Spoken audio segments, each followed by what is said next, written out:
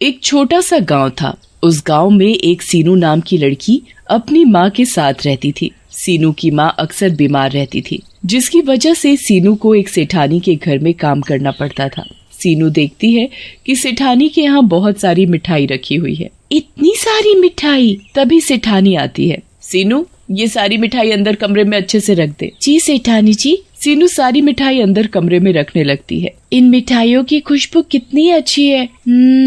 और देखने में भी कितनी खूबसूरत लग रही है। लगता है खाने में ये उतनी ही स्वादिष्ट होगी। मिठाई देखकर सीनू के मुंह में पानी आ रहा था। वो अपने मन को रोक रही थी। तभी उसने देखा कि सेठानी बाहर आंगन में गई हुई है। तो उसने सोचा, सेठानी के घर में तो इतनी सारी मिठाइयाँ हैं, हम गरीब को तो मिठाई नसीब तक नहीं। अगर इतनी सारी मिठाइयों में से एक मिठाई कम हो जाएगी तो सेठानी को क्या पता चलेगा। ये सोचकर सीनू उन सारी मिठाइयों में से एक मिठाई चुपके से खा लेती है।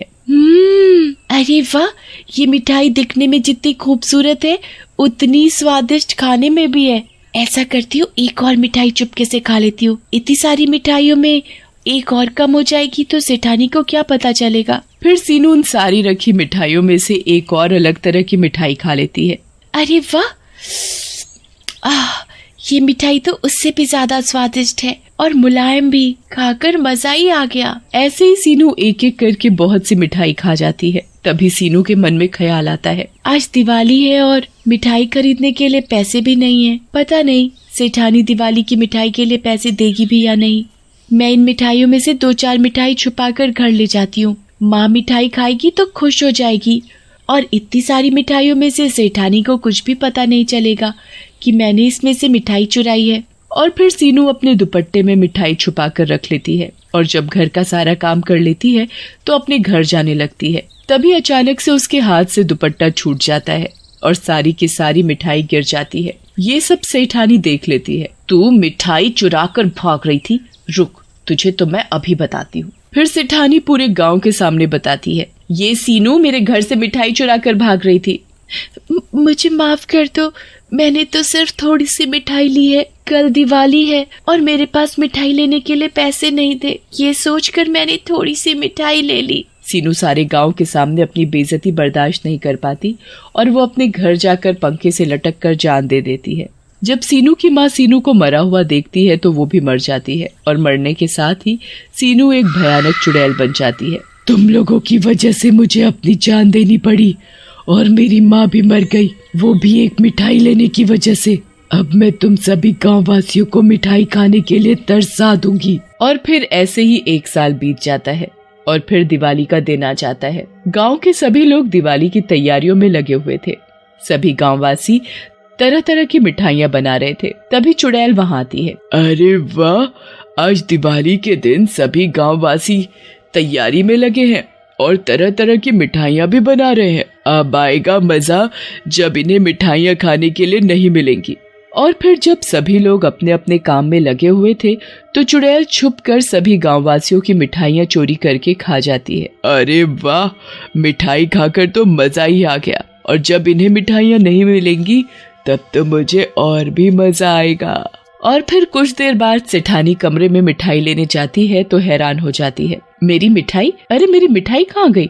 अभी तो मैं यहाँ रख कर गई थी, फिर मिठाई कहाँ चली गई? हाय रे, अब हम मिठाई के बिना दिवाली कैसे मनाएंगे? सेठानी पूरे घर में देख लेती है पर उसे मिठाई कहीं नहीं मिलती और वो रोने लगती है।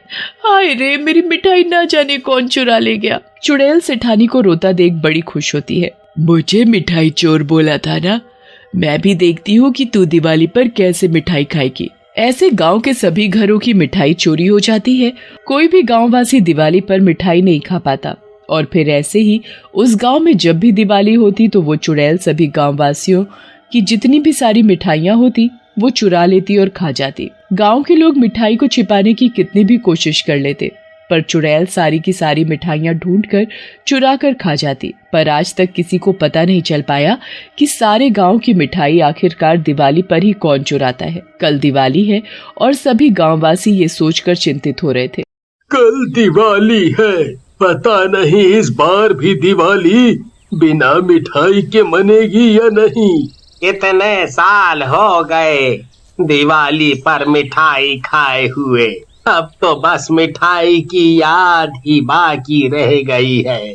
हम सभी लोग इतनी मेहनत कर कई मिठाई बनावत है, पर जाने कौन ससुर का नाती है जो हमार बनाई मिठाई चुरा के ले जावत है। अगर ऊ हमका मिल गवा तो हम ऊ की टंगवा ही तोड़ दे। हाँ, सही कहा तुमने। गांव के सभी लोग तरस गए हैं मिठाई के लिए। चलो भाई चलो, चलते हैं। कल दिवाली है और बहुत सारी तैयारियां भी तो करनी हैं। हाँ हाँ, चलो चलते हैं। फिर सभी लोग अपने अपने घर चले जाते हैं और दिवाली की तैयारियों में लग जाते हैं।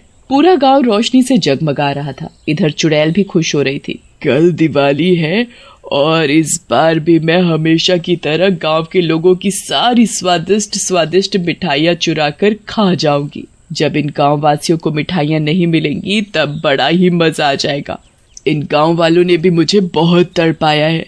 इन्होंने तो मुझे मिठाई चोरी बना दिया। फिर चुड़ैल दिवाली के दिन का इंतजार करने लगती है।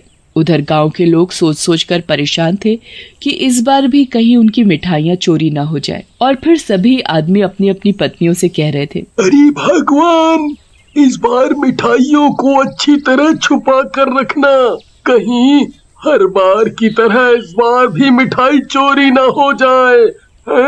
अरे मैंने मिठाई ऐसी जगह छुपा कर रखी है उसे कोई भी नहीं ढूंढ पाएगा। फिर उस आदमी की पत्नी मिठाई को भूसे के अंदर छुपा कर रख देती है। गांववासी भी अपनी अपनी मिठाइयों को छुपा कर रख देते हैं और अपने काम में लग जाते हैं। चुड़ैल उन सभी गांववासियों की मिठाइयाँ ढूंढ कर खा जाती है। अरे वाह, मिठाई चुरा कर खाने का तो मजा ही अलग है। गांववासी पूजा करने के लिए जब मिठाई देखते हैं, अरे मेरी मिठाई, मैंने तो मिठाई को ताले में बंद करके रखा था, तब भी मेरी मिठाई चोरी हो गई। आय राम, मेरी मिठाई। तभी वो औरत भी भूसे से मिठाई निकालने लग जाती है। अरे अरे मेरी मिठाई, मैंने तो इसे भूसे में छिपा कर रखा था। फिर कौन सत्यानाशी मेरी मिठाई चुरा कर ले गया। अब मैं बच्चों को मिठाई कहाँ से खिलाऊंगी, क्या दूंगी। चुड़ैल मिठाई के लिए सभी गांववासियों को रोते देखकर बड़ी खुश हो रही थी। अब आया मजा। सभी गांववासी मिठाई चोरी होने की वजह से बड़े दुखी होते हैं और आपस में कहते हैं, समझ में नहीं आ रहा कि आखिर दिवाली पर ही कौन हमारी मिठाई चुरा कर ले जाता है। तुम सही कह रहे हो भैया। तभी गांव की एक औरत कहती है, मुझे तो किसी भूत प्रेत का साया लगता है। हम सब ने अपनी मिठाइयों को कितना छुपा कर रखा, फिर भी वो चोरी हो गई। तुम सही कह रही हो। हम सबको पुजारी जी के पास जाना चाहिए। अब तो वो ही हमारी मदद कर सकते हैं। और फिर सभी गांववासी और सेठ सेठानी भी पुजारी के पास जाते हैं। पुजारी जी, पता नहीं कौन हर दिवाली पर हमारी मिठाइयाँ चुरा कर ले जाता है, जिसकी वजह से हमारी दिवाली फीकी रह जाती है। हम दिवाली पर मिठाई खाइबे का तरस गए हैं। भला बिना मिठाई के भी कौनो दिवाली होती है। इस गांव के ऊपर एक चुड़ैल का साया है और वो ही तुम सबको परेशान कर रही है।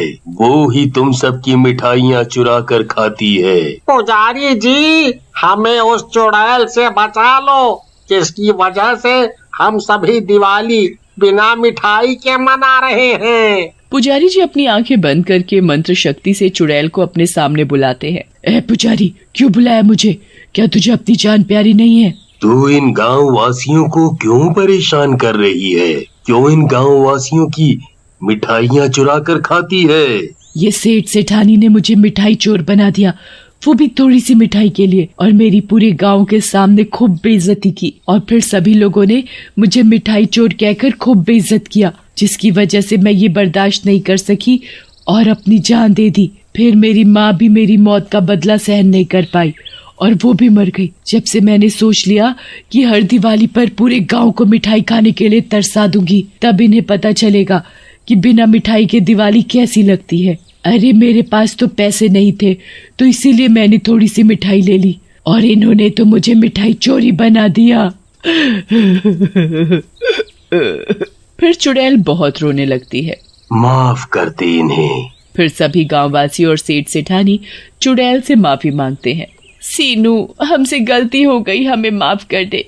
आज के बाद हम किसी भी गरीब के साथ ऐसा नहीं करेंगे और सब अनाथ और गरीबों को दिवाली पर मिठाई बांटा करेंगे। फिर पुजारी लोटे से गंगा जल चुड़ैल पर डालकर उसे मुक्त कर देता है और वो चली जाती है।